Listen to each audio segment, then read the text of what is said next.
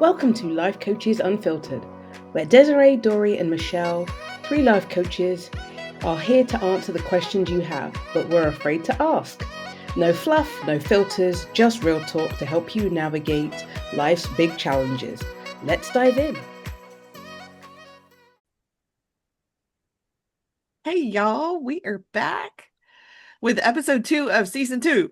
Today we are talking about numbing out and how we avoid pain. So what is numbing out and then what to do instead. But we'll do a quick little check-in. Dory is moonlighting as an air traffic controller today with her headphones. Yes, I'm at the beach with the kids, and so rather than usually sometimes when I'm recording, if one of the kids is home, they will like walk through, and I'm like, you probably don't see me, but I'm snapping my fingers underneath the desk trying to get their attention to tell them don't pour the cereal so loud in the bowl. Because that's how we are, right? We're doing day-to-day real life stuff. And so, but today, I have both of them here. I'm so blessed to be able to be at the beach with both my stepkids and watching what lovely young women they're becoming and are. Um, Sorry, I get a little verklempt talking about them. But yeah, so that's why I look like air traffic controller today. And if you see me doing like this or this, I'm trying to guide them into where the cereal bowls are and the milk. That's hilarious. Michelle. Michelle, what's going on? Oh, well, my tea's exploding in my mug, but apart from that, it's all good. My son's home for the week, making loud noises, waking me up in the morning. You know how that goes. So, yeah. Good. But it's good to see him though. Yes, Good to see him. that's awesome. What about We you, Desi? Yes. we had a rousing game of music bingo last night. Oh, Yeah, music bingo is like one of my favorite things in the world. Anyway, so that was a good night. Yeah. Just I don't know, like doing the things, you know. Uh all things. anyway, yeah, doing all the things. It's just life is busy, but yeah, it's a good time. I can't believe school is going to be starting. I have a friend who works for the in South Mississippi as a teacher, and they start school next week. Oh my God, when did they finish? They have kind of this year-round school thing. Oh, So they have okay. short summers, but yeah, Okay. What? That's it's a very short summer though. yeah, Wow. it's like a 6 week summer. I think Yeah. it's I think my husband oh goes back soon. Fulton County yeah, goes back soon. like here in Georgia, I think they start like the first, and we're recording this mid-July. So yeah, as before we know it, little school buses are gonna be running around. And you know what? Traffic's going to be crazy, but it's Traffic. but it's going to be quiet in my house. Yes, and the weather will start cooling off. I'm not mad about that. So today we are talking a little bit about numbing. Um, what does it mean to numb pain? How you might be doing it without even realizing that you're doing it. Um, so yeah, like kind of what does it mean to like numb emotional pain to y'all? Eat chocolate, drink alcohol. Oh, sorry. Not yourself personally. No, I'm kidding. So what are we trying to fix by like not paying attention? I, Like, I think for myself, or just an experience of being around other people too, being in recovery. Speaking of the alcohol thing, right? It's about not feel wanting to feel emotions. It's about because certain things bring up certain feelings, and sometimes you don't even know what the reason for it is. It's just this gnawing feeling. I would say it's like, have you ever had a scratch underneath your skin that you can't itch, or an itch you can't scratch? And it's like this feeling of just like, I can't get to it. Sometimes it can be that deep of a feeling where it's just like it's this thing and you just don't even know what it is, but it just you're like, I don't want to feel it. I don't know what it is. I don't know why it's there, but I don't want to feel it. And so I'm gonna go do something to disengage. from what that feeling is. So like a discomfort that you might not understand what the Yes. source is, but you're like, I just don't want to feel this. Yes. Yeah. A lot of people have this sort of perception that we're supposed to feel happy all the time and feel in this like state of just everything's good and I'm comfortable with who I am and all these different like just this that's not the case. I mean, life is a roller coaster, right? We bounce up and down, which thank God we do because you can't appreciate the highs without the lows. But but that feeling of just even sometimes that middle area can also create that feeling, the discomfort of just that it's not here. You can't see if you're listening, you can't see my hands. I'm doing a great job of showing with my hands. Sorry. Ken used to say if I couldn't talk if I had to sit on my hands when I talked, I wouldn't be able to talk. But you just got these feelings and usually if you're not up here and anything below that, it's just this discomfort. But we're a mix of emotions. Like that's what being a human being is. Hmm. Yeah. I don't know. I just feel so, and I'll just say family. Families can always bring up that emotional pain and numbness with people, and sometimes, again, we just kind of want to cover it up. And we just kind of want to avoid it instead of kind of like hitting it head on.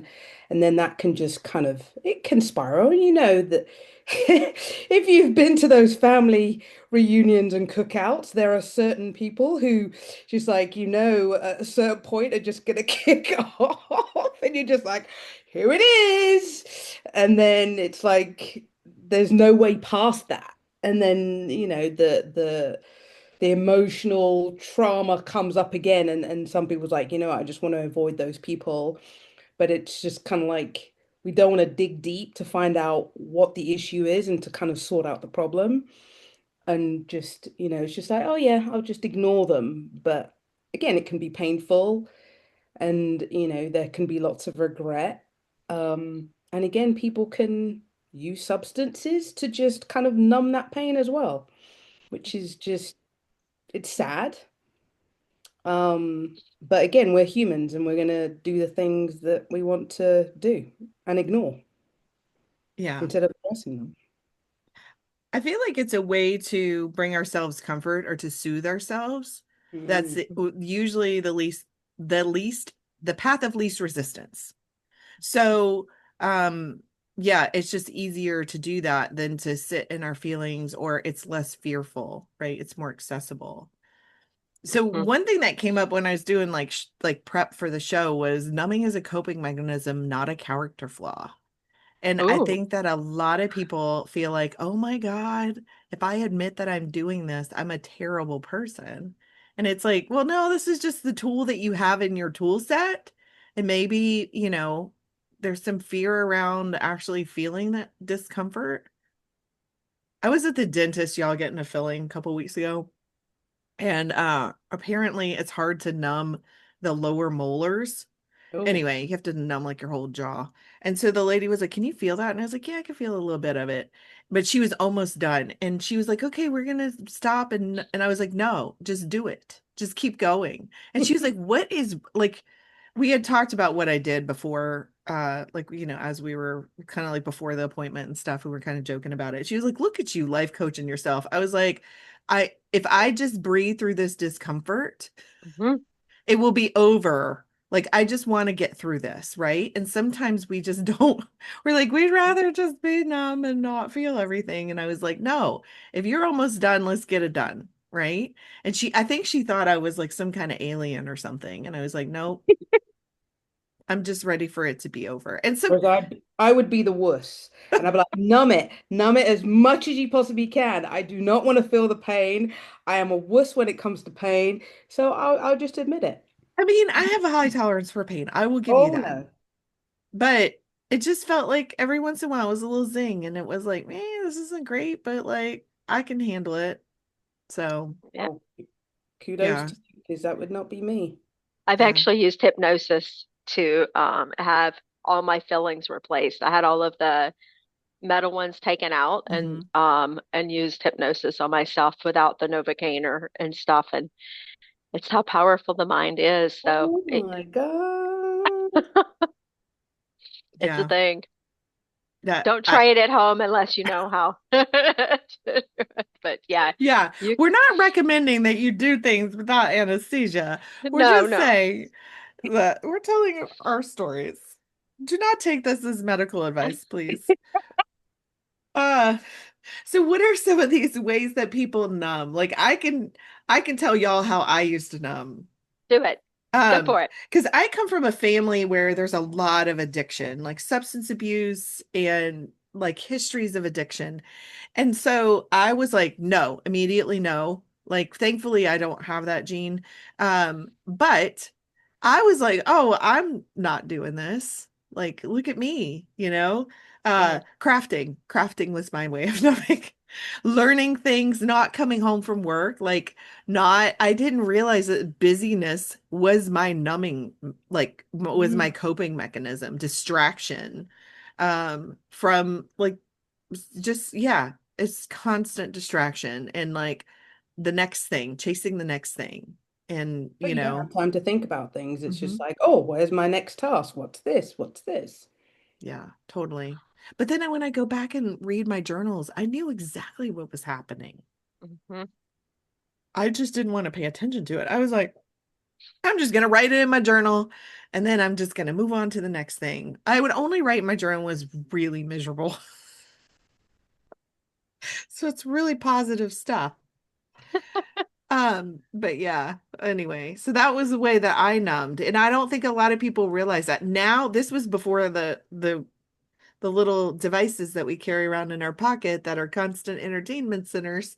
Uh, Now I can do it with the damn coloring app on my phone. I am addicted. Solitaire, like we'll be out at dinner and like if our friend group is kind of off talking about a subject and I start up the coloring app and I start coloring and I'm like, why do I need to be constantly doing something?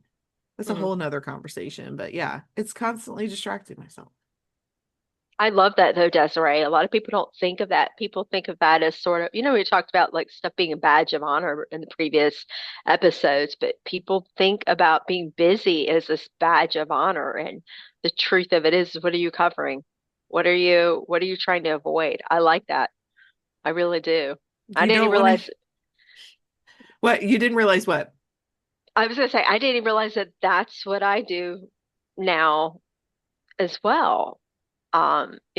For me, mine was alcohol, right? It was alcohol for many years. I had my first drink when I was 15, and I drank alcoholically, quote, air quotes, meaning that I drank blackout drinking, from the first time I drank. And because I liked the feeling of not feeling and not like had that where I didn't, all my like things about how I felt about myself dissipated and went away. And I didn't have to, all of a sudden I became braver, more courageous, better looking, all those things when I drank because I didn't have to deal or think about who I was as a person and what it was that was holding me back from being more courageous and all of those things. And it shifts too. I think sometimes when you like a lot of people that are in recovery, can go from alcohol to food to relationships. And I had all of those as well. So it just kind of, it just kind of shifted around. And now because I have given up the alcohol and I quit smoking, that I held on to smoking like it was a lifeline, crazy, because that was like my vice. And I was like, I'm not giving up my vice. That's my vice. And then I realized, okay, well, food is still another one of those things. And then there's all of these things. What about you, Michelle? Sugar. Ooh, Ooh. I like to do what you do, Desiree. Be busy and eat lots of sugar. Hmm. I love donuts. Oh, They have to be, they have to be like really, okay, cake donuts are trash. I just have to say, cake donuts are absolute trash. And like, yeah, mm, they have But to I be like did. warm and like crispy. And I mean, Krispy Kremes are a little overly sweet, but there's this place in Louisiana that has the best damn donuts. There, I did find almost comparable here in the Atlanta suburbs, but man, I love a good donut. That's And those cronuts, have you ever had a croissant donut? Mm. yes.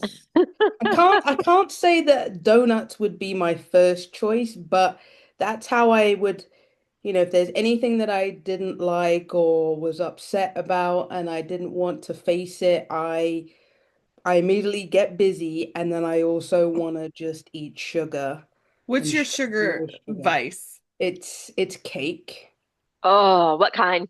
coconut cake, lemon cake. Um, I mean, I'll eat a donut, but I can't say that donuts and cookies, they're not my first choice. Like everyone's like, oh, cookies. No, cake. Like I don't eat chocolate cake. There's something about chocolate cake that's just too much. But lemon cake, coconut cake, or pound cake, that's my vice. And it's just sad and I'll just say recently I've just noticed it just because I've got a few health issues that I'm trying to sort out and how am I dealing with it? Eating sugar. Question for you, Michelle. It's one thing I was thinking about when you said that, because if there are people listening that these may trigger them, us saying what our vices are, apologies for triggering any kind of like thing, but I wanted to point something out, and Michelle, tell me if I'm wrong. When you talk about that cake, do you already feel good when you start thinking about the cake? Michelle is nodding. Yes. Yes, I do.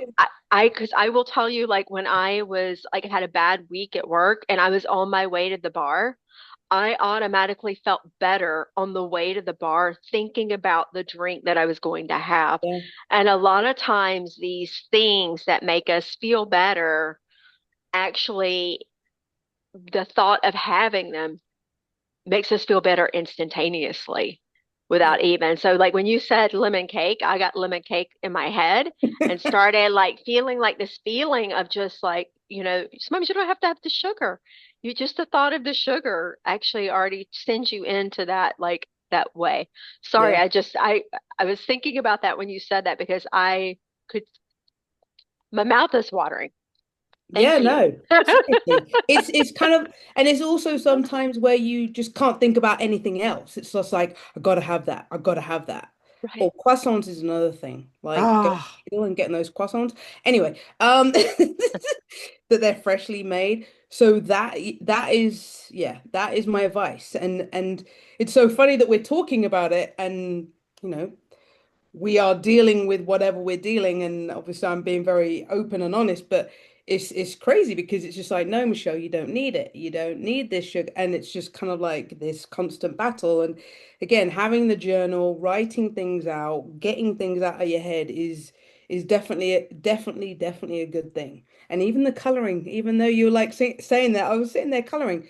I mean, it takes your mind off things. I love coloring.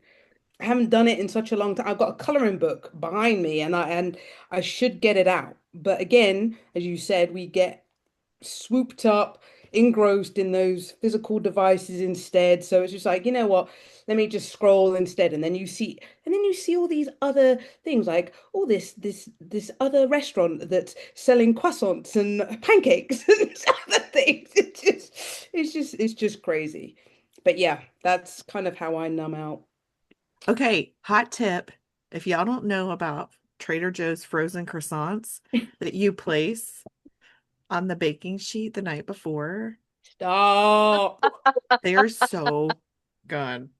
Like, oh, damn. We need to get sponsors because Somebody Oh, texted me yesterday. They were having an almond croissant from Publix, and I was like, I need to tip you off about the almond croissants that you get from Trader Joe's that you just set them out the night before, and then stop. you can even set your oven to like wake Stop. you up to this smell of freshly baked croissants, and it's so friggin' delicious. Anyway, or you can work on your emotions and your feelings and Yes. ah, so Yes. Yeah, I think it's firing the pleasure centers in my brain. Like when you were talking, Dory, I'm like, okay, logical analytical Desi has to figure out what's coming up. Like when you were like, okay, Michelle, when you're talking about the lemon cake, I can already see her face like lighting up. And I'm like, yeah, because I bet you the pleasure centers in our brain are Hmm. firing just by the thought of it, Yep. right? Hmm. By the Hmm. thought of our soothing mechanism. It's a Uh, it's a neural pathway that's already been built, right? yeah. It's a highway, it's a super speed highway of I feel this way, what's the quickest hit that I can get to make me feel better? Yeah. And if it whether it was like you were a little kid, Michelle, and like your grandmother gave you lemon cake and it made you feel special and warm inside, or whether it was, when you're 15 and you had your first drink and you go, oh my God, now I don't have to be myself anymore. What a Mhm. relief. All of a sudden that connection was formed. And then the more you go to it, it's the more that path just gets deeper and deeper and deeper. And it just becomes just a quick. So when people say to me, oh my gosh, I wanted to stop doing X, Y, and Z. And I just, before I knew it, I was doing it. Even people in recovery who have 15, 20 years, something has happened and all of a sudden they find themselves at a liquor store. And they're Mm. like, I don't know what happened. I just drove in and there I was. Well, there was stuff going on but that neural pathway is still there.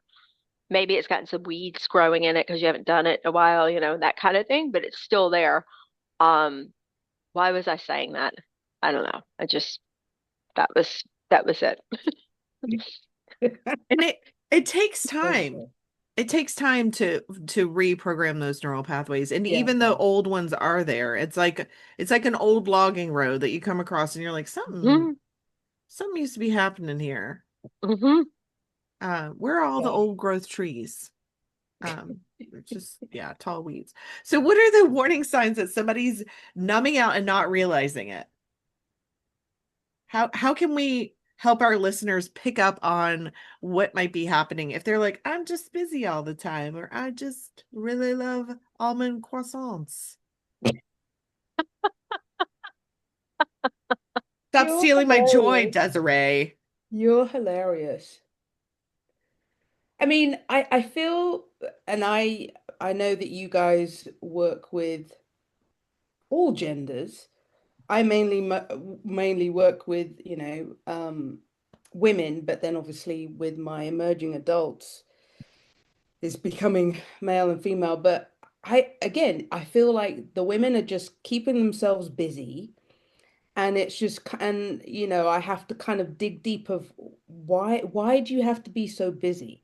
Like I have a client right now, lovely lady.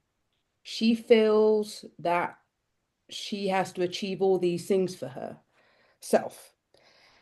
And I'm like, okay, why do you feel you have to do it all at once? Like, can we just not just do it one step at a time? But there's lots of things that she has to do. And I'm like, all right, where is this coming from? And it's very cultural related. And so it's like she's the one that's kind of gone out, not followed her culture, but is trying to follow it, but is kind of it's like this battle for her. Like I should be doing this, but I want to do this. What would my parents say? But then I want to do this. So she's having that kind of struggle. And I literally was just like, what do you want to do? And how can we do it so you don't burn out? And then, she's got all these goals, wanting to lose weight, wanting to buy a house. She had 3 jobs. And I'm just kind of like, oh my God. And now she's down to 2, and then her job requires her to be up at certain times because she's got to be on Pacific time, Asia time, and I'm just kind of like, okay. And then she's got 2 kids trying to balance the husband, and so it is just a lot. And I just feel that she just wants to keep on going and going and going and going and going. I'm just like, all right, can we just slow down just a little bit and take, one step at a time? But again, I feel like she just wants to be busy and achieving and achieving and achieving, and it's exhausting. and she's That got made me tired. huh? That made me tired. You explaining her made me tired.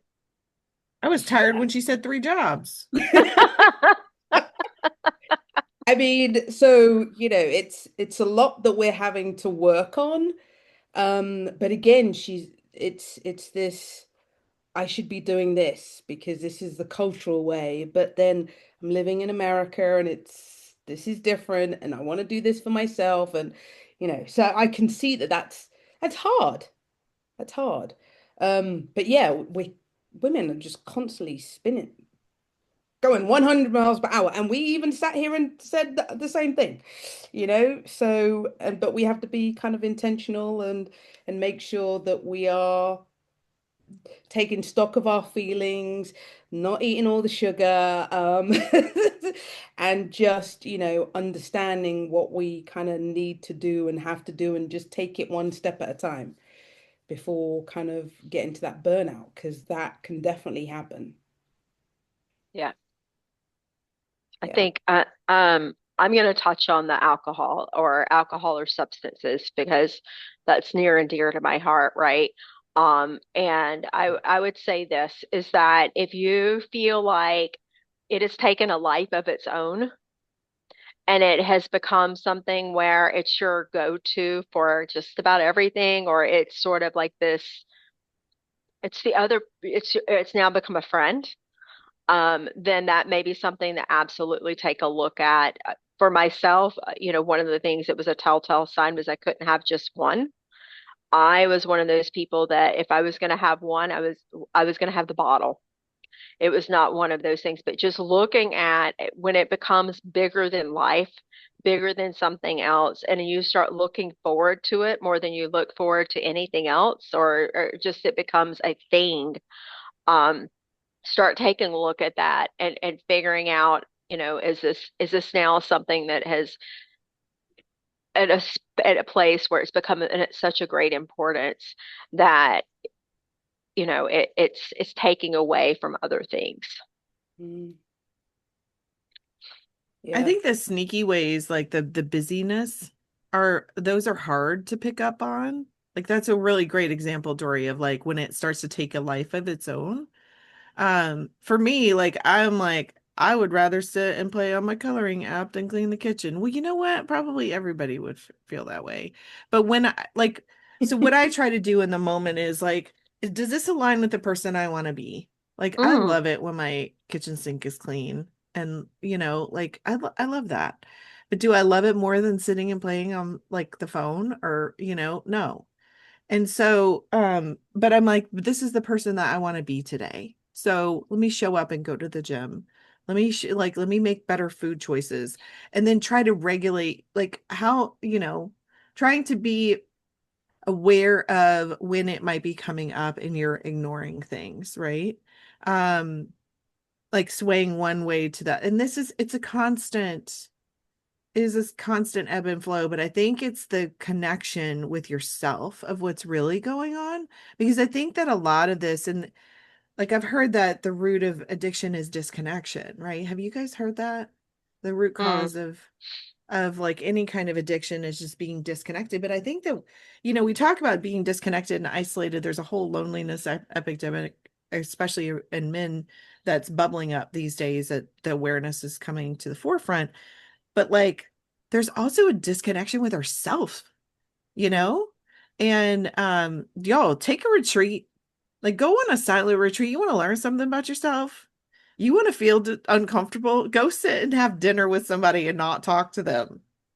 Like you are sitting with a stranger at a table at a retreat center and nobody is talking. Talk about awkward. Like that is the epitome of awkwardness. And why would you do that, right? Like you're like, Desiree, why would I want to do that? Why would I want? Because it's teaching you about yourself, right? It's a growth experience. And sometimes those growth experiences, well, every time I have grown, it has been uncomfortable. Newsflash. So, do you want to learn and grow, which we'll talk about in the next episode? I don't want to get ahead of myself, but learning and growing is uncomfortable, y'all. And so, are you happy with where you are in life? It's not about pushing, pushing, pushing all the time, but like start to make some steps in that direction. And it is going to be a little bit uncomfortable.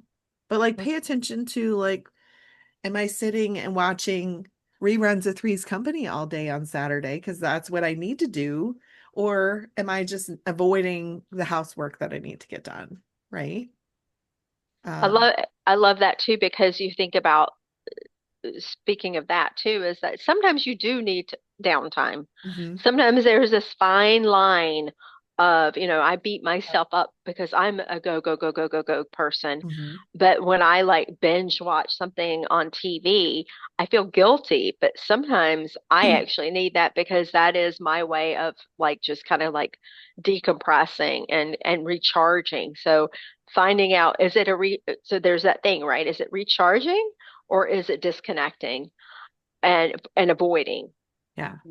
Yeah, I would agree because I'm not the person who likes to sit down and watch TV because I feel like I need to be doing something, either working on my business or doing whatever. And then sometimes it's like, you know what? I just need to sit and watch and binge watch TV just for a few hours. And, and it's okay not to beat myself up about it because I do a lot. you Yeah. do. So if somebody figures like is like, hey, I might be numbing. What are some things that they could do instead of that? Like reaching for the lemon cake or the constant distraction or the substance to help them check out. I love what you said, Desiree, about is this the person I'm becoming or want to become? I think that that is huge. Um, I I think it's putting a visualization of that person in your mind and you make decisions from that point of view of who that person is. Like if I have something in my mind of whom I want to be or am becoming, I put myself in that mindset and go, would Dory a year from now have that lemon cake? No, she wouldn't. She would go for a walk instead, or she would go take a hot bath instead and find some other ways of, bless you, some other ways of soothing and doing things from that point of view rather than being in it's an almost an impulse thing, right? And when you're in it, you're trying to break yourself from that impulse of going to your go-to and being able to change it to go to do something else. And so I love that, Desiree. I'm stealing that. Um, about just being able to go, I'm just going to use myself as what would Dory 5.2, because I'll be 52 this year. What will Dory 5.2 do instead of Dory 5.1? And Desiree is having a major sneezing. Bless you, Sorry. Desiree. Gesundheit. Mhm.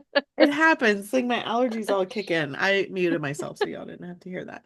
Um, thank you, Dory. Yeah, that's kind of a barometer for me is like, is this um but in the case, is this, contributing to the person I want to be? But in the case of Michelle's client, when she was talking about like maybe is the person with three jobs the person you want to be, but maybe it's the characteristics of being completely stressed out all the time is not the person she wants to be. Mhm, Um, but so that can be a sticky one, right? Where you can be like, I'm pushing towards my goals, but sometimes if you're pushing so hard, that can turn into mhm. a numbing way. Looking Michelle, at what are your you th health, what Yeah. was your I didn't catch that. looking at your health and going, is my blood pressure high? Am I not sleeping well? Mm. All of those, your body is absolutely a barometer on how you're really doing. I And tell you what, people if don't you want to don't, listen to their huh? body either. People don't want to listen to their bodies. They'll be like, And ah, it's fine. and then their body they will get like super sick and then it's like, well, I don't want to, I feel guilty binging like a whole season of Love is Blind or whatever, right? And then their body shut down and they have the flu and that's all they can do for like a week. Yeah. Yeah. It's funny because I'll talk about my husband. because he's a busy person, and I remember when he had surgery, he had a hernia, and he thought he was going to work the next day. And I'm just kind of like, no, you're not. The doctor's like, you need to take a week off. And even the doctor's like, you need to take 2 weeks. And as soon as my husband got home, he's like, oh, yeah, I don't think I'm going to be going to work tomorrow. I was like, no. But again, constantly on the go, didn't want to relax. If anyone hit him in the stomach, it could have, major implications. So it was just kind of like, all right, I'm being forced. I'm being forced to take the time that I need to recover. Because anyone who has surgery, you need time to recover. It's not one of those things like, oh, I'm just gonna get up and go after I've had surgery. Someone sliced me open and everything's gonna be normal. No, you need to kind of relax. And I feel that people sometimes have to get to that extreme, and it's like, can we not get to that extreme? Can we kind of tackle it before it gets to, so, when we have issues with our health? But again, it's kind of like it's too late, and the health issue has to be the trigger point of, you know what, I gotta start doing something, and I've gotta either change my diet, change this, get more sleep, exercise, and it's sad that that has to happen. And I always want people to kind of like check on it now and check in on how you're feeling. And if it doesn't feel right, then how, take steps to make it feel right. Were you the person who was always running every morning and now you've stopped just because you've had kids and obviously they take priority, but you also take priority because if you can't look after yourself, then how can you look after everyone else? So, it's I feel like it's a little bit of a vicious cycle sometimes. And some Hmm. people don't want to get out of that little vortex. And it's just like, try and get out of the vortex because something's gonna happen. Something's gonna happen. And yeah, it's hard. Yeah. It's Like hard. at some point the wheels need to come off so that you'll pay attention. And so like yeah, like it just the disaster needs something needs to get your attention. For Hmm. Yeah. me, I think I told this story in one of the previous episodes. It was like I had this spiritual awakening in Five Guys that was prompted by somebody from my gym, right?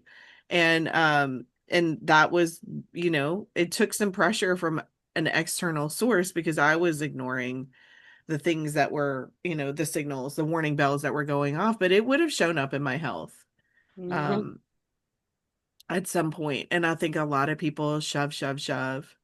But then also like there's somebody in my world right now who just lost a loved one.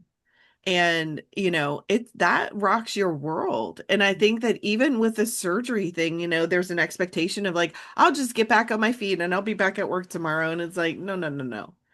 One no. thing that people don't realize is when you lose someone, there's a whole mountain of paperwork. Your to-do list just exploded exponentially, right? With a lot of stuff to do that you don't even realize is gonna pop on your calendar, Hmm. on your diary. On my diary, yes. Uh, and yeah, and so, it's just like I think we have this expectation in our culture of like this is how things are gonna go, and it's gonna, you know, I could just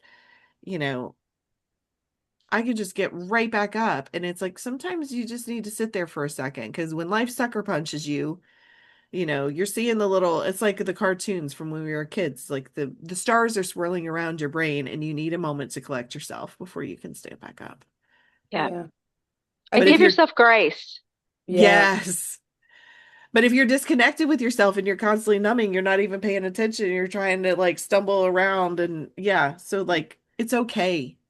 Like that's why we're not all falling apart at the same time, y'all. yeah. I So That's think that true. That's true. I think it's also good. Like, I like to ask my clients, when they first start, how are you feeling? How's your day gone? Because I'm normally seeing them in the evenings. And it's just like I want to see how they're feeling. and then let's talk about that feeling and why they're feeling that. But again, some people were like, oh, I'm feeling this. Oh, let me just kind of like park it. I need to go off and do something. No, let's like, if we acknowledge it and we can find out the reasons, then that's one step ahead of understanding how you're feeling. And is there anything that we need to do? And is it going to be uncomfortable? And if it's going to be uncomfortable, let's talk about it.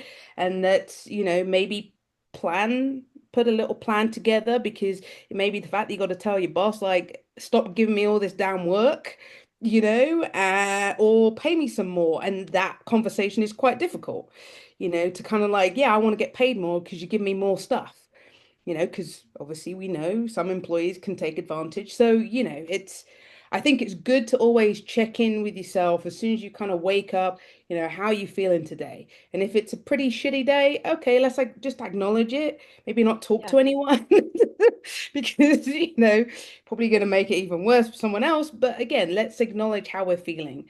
And I've got that, I'm sure you guys have it, that feelings wheel. Oh, yeah. People can Yeah. choose whichever feeling that they're, experiencing. And And fine is not on there. Fine is not on the feeling wheel. fine. So, and I think that a lot of people are so used to just shoving it down and saying I'm feeling fine. Like that's the socially acceptable answer. How are you doing? I'm doing fine, Doing right? fine. Yeah. That if you're actually honest about how you're doing, sometimes people are like, I don't know how to respond to that. Yeah. Um, yeah, so I don't know that people always know how to feel their feelings, or they might be afraid, especially after like a big loss. I was like this. My therapist was like, Desiree, when are you gonna cry? I was like, I've been crying for a year and a half. It's fine. And one day we were sitting in our office. She's kind of pressing it, like the issue. And I was like, if I start crying, I'm never going to stop. And I hear that a lot when working with grief people, like people in grief. If I start crying, I'm never going to stop. And I'm like, you think you're never going to stop, but I'm telling you, you will. Yeah. Because the more that you shove those feelings down, the greater they're going to grow. But when you start to feel them, it might be super fearful at first, but it will come to an end. That storm, every cloud runs out of rain. I think Maya Angelou might have said that. Every storm cloud runs out of rain eventually. Yeah. Um, and it is true, y'all. I It is true. I will say this about men as well, because I actually work with a lot of men.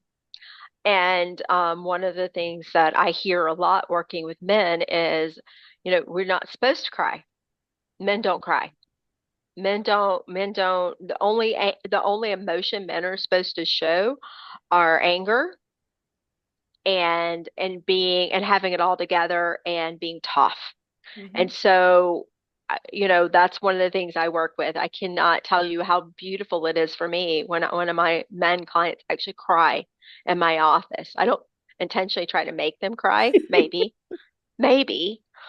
Um, Gonna make but you cry today. Dory will how, make you cry. how many people can I make cry today? Um, but it absolutely is so cathartic to allow the emotions to come. If you feel it in your body, I do anyway. I feel it in my body. Like mine's usually my throat. Like if I have an emotion that comes, it sits right here in my throat. And I know that there's something there that needs to be either felt, expressed. You know, I screamed in a pillow the other day because I just had so much emotion inside of me. And I live in an apartment, y'all, and they would think that I'm being murdered if I like screamed out loud. So I just shoved my head in a pillow and screamed and stomped my feet. And I'm on the bottom floor, so don't do that if you're living above me. Please do not stomp your feet. But just being able to get that out Mm, was so powerful for me. I felt relieved and I did not have to go to the cronut because I got it out. And it just anyway, I feel like sometimes we're onions, right? We're peeling back the layers and layers and layers and layers. And there's gonna be you peel a layer off, there's an emotion, there's mm. a feeling. We call the feeling the F word in my family. Let's talk about the F word. And so just being able to do that and find different ways to handle it. And so men listening out there on our podcast, because I know you're out there, um, know that it's okay. If you can't do it in front of someone, find a safe place that you can do it and do it. It will free you. It's freedom. Yeah, Mhm. it is.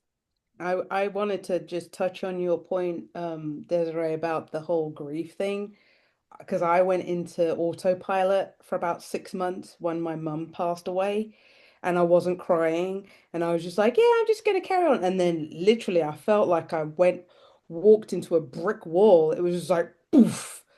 And then I was a hot mess. Mhm. And yeah, I think the rain clouds came down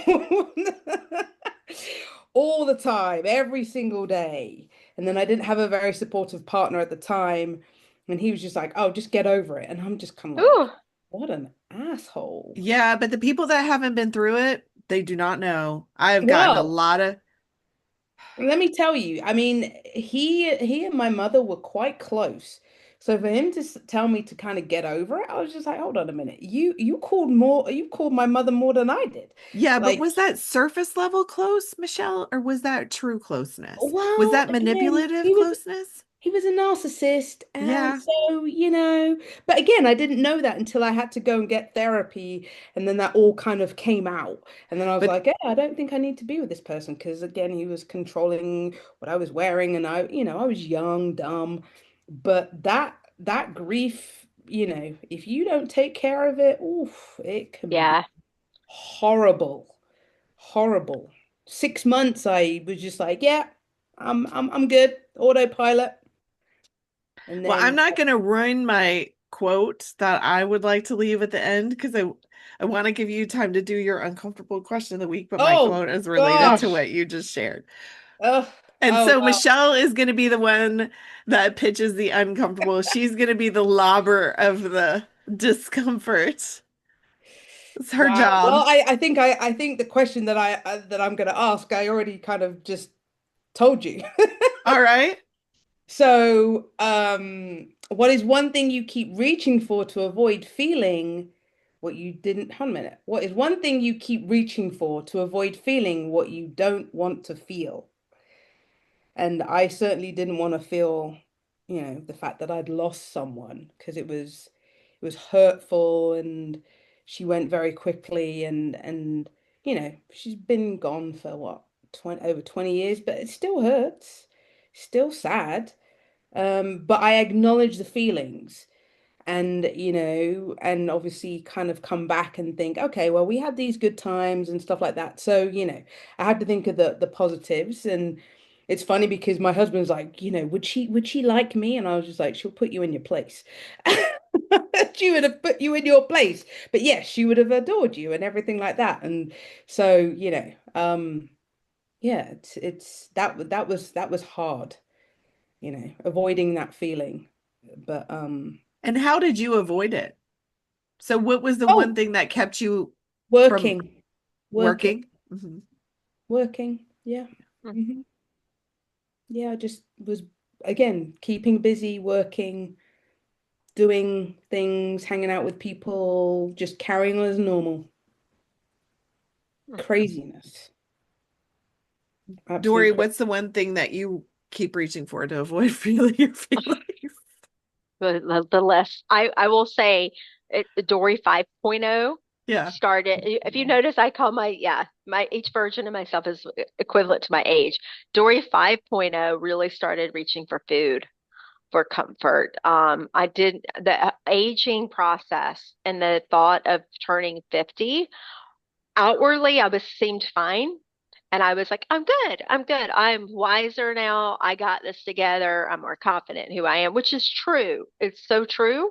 But I also had this feeling of just like, okay, the little lines are showing. Oh, things are, and I, instead of like going to the gym or doing something healthy about it, I did the opposite and I turned to food. And so by the time Ken passed, y'all, it's almost been a year. Um, by the time Ken passed, I packed on 40 pounds. And then and then when he passed, I kept on with the trend and just kept like reaching for food and doing those sorts of things. So I had to find other ways of, I actually went to see a medical professional to help me with my weight loss as well.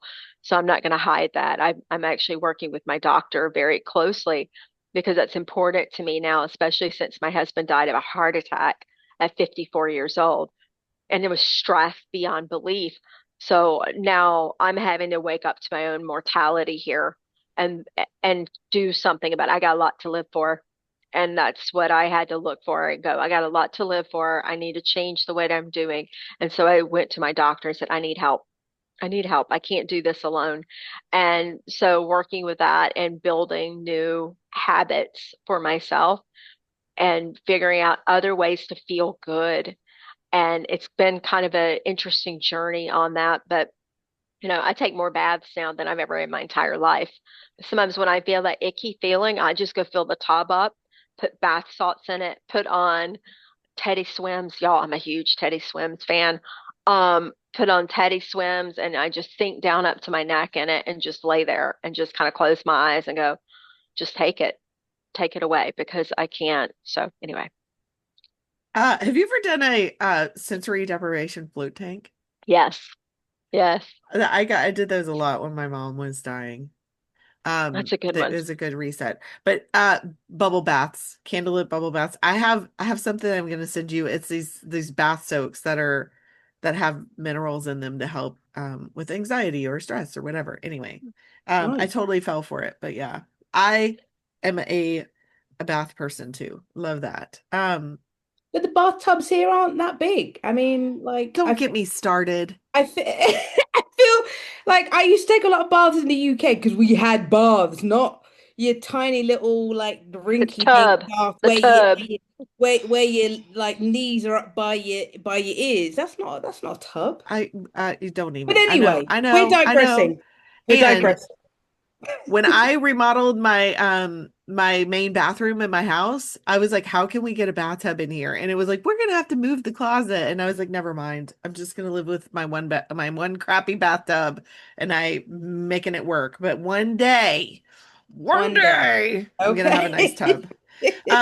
But yeah, so the thing that keeps me it's distracting my phone Mm, and like being the busyness. I'm still using that as a coping mechanism, like doing things that are easy instead of the hard things, right? Or the things that are scary, especially related to my business. Well, I need to return this email. It's like, you know what, I need to set a timer and be like, I'm going to return emails for 30 minutes and then I'm done, and then I'm going to work on something else. I'm going to work on products, offering, or yeah, or I'm gonna go coach a client. Like, guys, ma'am, stop. Like, that's how I I'm gonna it's need you to get that book, Eating the Frog.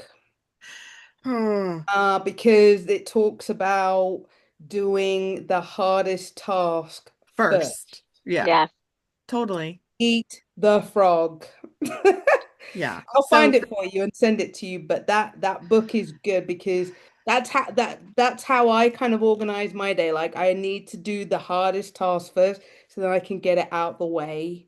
And I totally get it because you just want to do the easy stuff. Like, let me just sit down and do these emails. Let me just make a few posts or whatever and la la. La. But I really need to kind of make a course or I need to study this course or it's just yeah, I get intimidated by the mountainous type tasks, and I'm like, I can't do it. And my sister and I were talking about this the other day.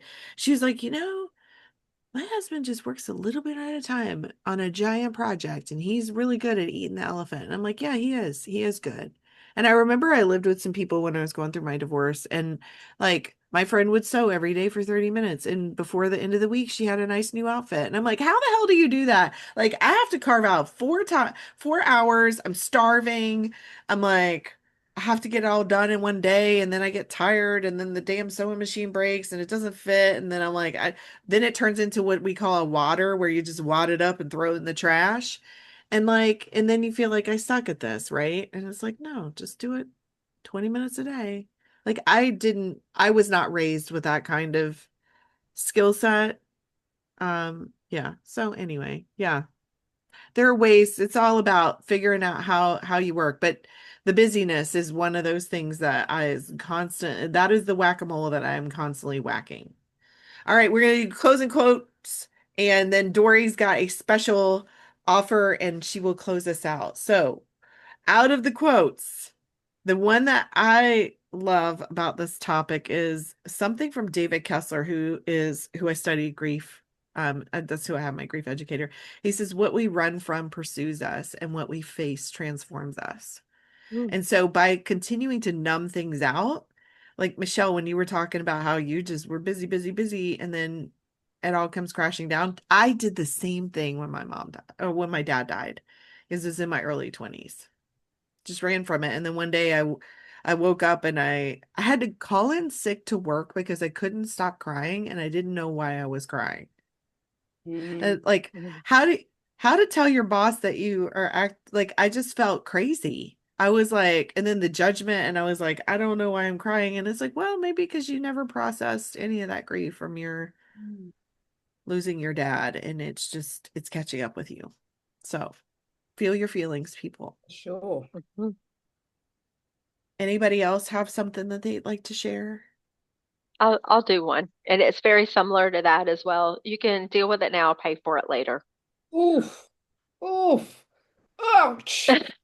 Kicking that can down the road. Wow. Wow. Either if you can deal with it now and it's a lot less painful, or you'll pay a magnitude like multiplied down the road.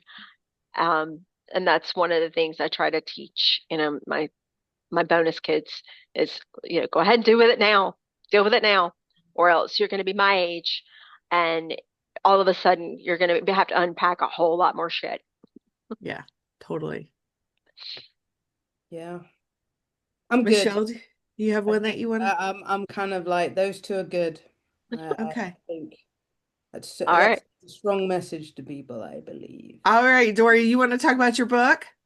Yeah, sure, sure. So, my book is seriously how I went from a hot mess to a daring badass, and that is what it's about my journey in sobriety, about how I actually went to my boss and told him I needed time off, and what got me into the point. We talked a lot today about figuring out when is enough enough. We call it rock bottom. Everybody hears about rock bottom all the time. So it talks about my rock bottom, which was pretty tough time in my life.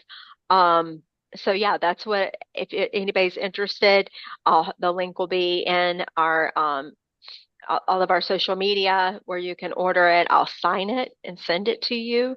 It is on Amazon, but just order it from me and I'll sign it and I'll put a special note in for you, and maybe put my own little quote or something a little extra, just so that you have what you need and be able to figure out if you're a hot mess and if you're ready to become a daring badass. So that is my offer for today. Awesome. Thank you so much. I want to read that book. I know. Okay. Signed autographed You're copy. gonna have to send the link Autographed to us. copy.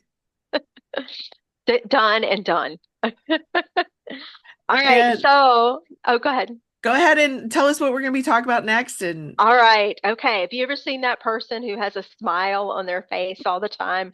That person that just seems to be exuding this thing we call happiness. Do they piss you off? Because that is what we're going to be talking about next week. Do happy people piss you off? Why do they piss you off? What can you do about it? And we'll just dive deep into that next week. So if my voice right now is pissing you off, tune in next week as we talk about, ah, do happy people piss you off? Oh my and I God. think that people are afraid to admit that happy people piss them off. And Yeah. so I'm just here to say stop the shaming because you're pissed off. So just admit it and let's unpack that. Yep.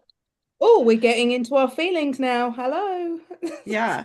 That F word, deal with Uh, it. and yeah, and then if you guys subscribe, like, and comment, we would really appreciate it. Yes. Yeah, and we've got a feedback form, so if you have questions for us to we'd love to do a question episode. So go ahead and Yes, submit some indeed. questions. And that is it. So thank you for sharing what we're going to be talking about next. And go ahead and order Dory's book. And we will see you guys in 2 weeks. Peace out, y'all. Bye-bye. Thanks for tuning in to Life Coaches Unfiltered.